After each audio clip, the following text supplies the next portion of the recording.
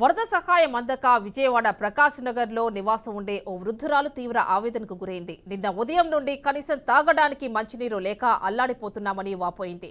తమను పట్టించుకునే నాథుడే లేడని కన్నీటి పర్యంతమైంది. ఇంట్లోని పసిపిల్లలు సైతం గుక్క మంచి నీరు కోసం అల్లాడిపోతున్నారని తెలిపింది.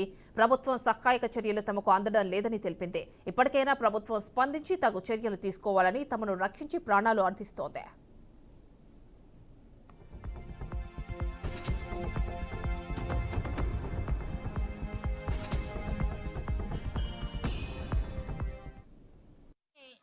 కట్టు బట్టలతో బయటకు వచ్చామండి. ఆ రోడ్డు నిండా నీరు, ఇళ్లలోకి నీరు వచ్చేసింది. తినటానికి తిండి లేదు, తాగడానికి మంచినీళ్ళు లేవు. ఇలా బాధపడుతున్నాం. మాకు సహాయ సౌకర్యాలు ఏమీ అందట్లేదు. నీటి సదుపాయం కూడా లేదు, ఏమీ లేవు. లేదండి, మందులు నీళ్ళల్లో కొట్టుకుపోయాయి, మందులు కూడా లేవు. ఏం మందులు వాడుతున్నారు? షుగర్కి, బీపీకి, గ్యాస్కి, బలానికి. ఆహార పరిస్థితి ఏంటమ్మా? ఆహార పరిస్థితి ఇంతవరకు తిండి లేదు, తిప్పలో లేదు. ఎవరు ఏం సహాయం అందించలేదా?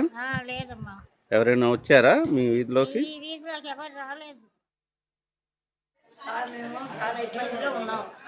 వరదలు వచ్చేసి చాలా ఇబ్బందులు, బట్టలతో బయటపడిపోయాము. మాకు చూసేవాళ్ళు ఎవరు లేరు. కాకపోతే మీరు కాపాడతారని చెప్పేసి ఈ న్యూస్లో నేను మాట్లాడుతున్నాను. మేము పెద్ద వయసు వాళ్ళు చాలా బాధల్లో ఉన్నాం. ఆదుకుంటారని మీ మీద ఆశ పెట్టుకున్నాం. నా గురించి కొంచెం హెల్ప్ చేస్తారని నేను న్యూస్లో మాట్లాడుతున్నాను. నిన్న ఉదయం నుంచి మాకు ఏమీ లేదు, ఆదాయం తినడానికి మంచినీళ్ళు కూడా లేదు. ఇక్కడ మాకు సప్లై చేసే